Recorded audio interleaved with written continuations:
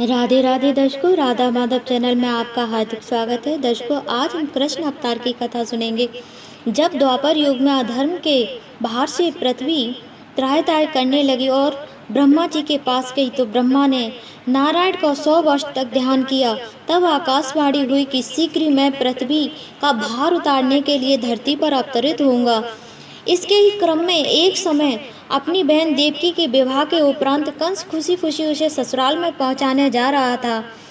तभी मार्ग में आकाशवाणी हुई कि तू जिसे इतने खुश होकर ससुराल पहुंचाने जा रहा है, उसी के 8वां पुत्र तेरा काल होगा। आकाशवाणी सुनते ही कंस चौंक गया। मृत्यु के भय से वह कायरों की भांति अपनी बहन को मारने के लिए तैयार हो गया।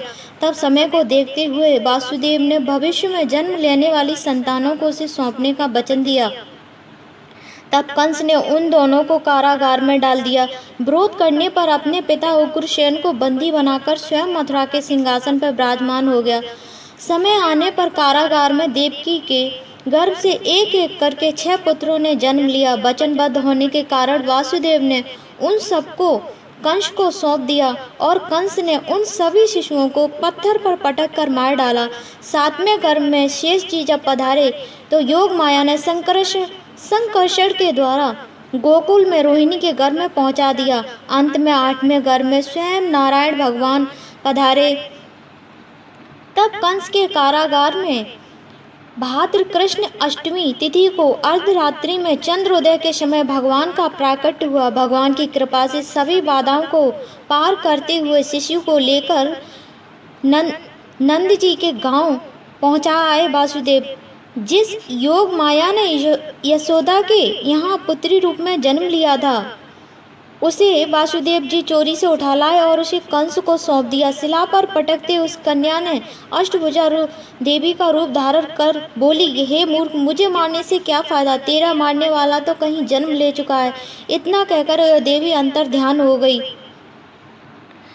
तब कंस ने गुप्तचरों से पता लगाकर वह कृष्ण को मारने का प्रयास करता रहा। उसी क्रम में पूतना, सक्टासुर, बकासुर आदि असुरों ने कृष्ण के हाथों मरकर मुक्ति पा ली।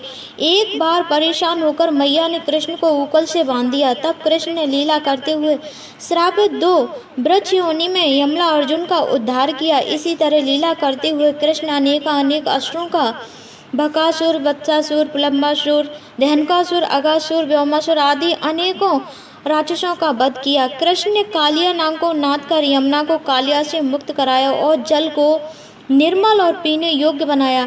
इंद्र ने कुपित होकर महावृष्टि की तो कृष्ण ने एक छोटी उंगली पर 7 दिन तक गोवर्धन धारण करके ब्रजवासियों की रक्षा की और इंद्र का घमंड चूर चूर कर दिया। जब कंस के बड़े बड़े योद्धा मारे गए तो कंस ने षड्यंत्र रचकर अक्रूर द्वारा कृष्ण और बलराम को ब्रज से मथुरा बुला लिया। धनुष यज्ञ के बहाने महोत्सव के आरंभ में ही कृष्ण और बलराम ने मुष्टिक, चारूढ़, शल्य, तोसल आदि जैसे असुरों का अंत कर दिया और फिर कंस को भी मार डाला।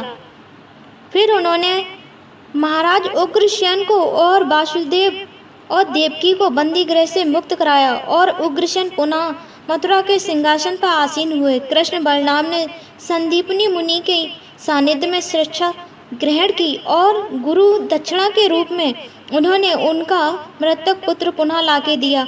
मथुरा लौटते ही कंस के असुर जरासंध ने 17 बार मथुरा पर आक्रमण किया। हर बार पराजित हुआ।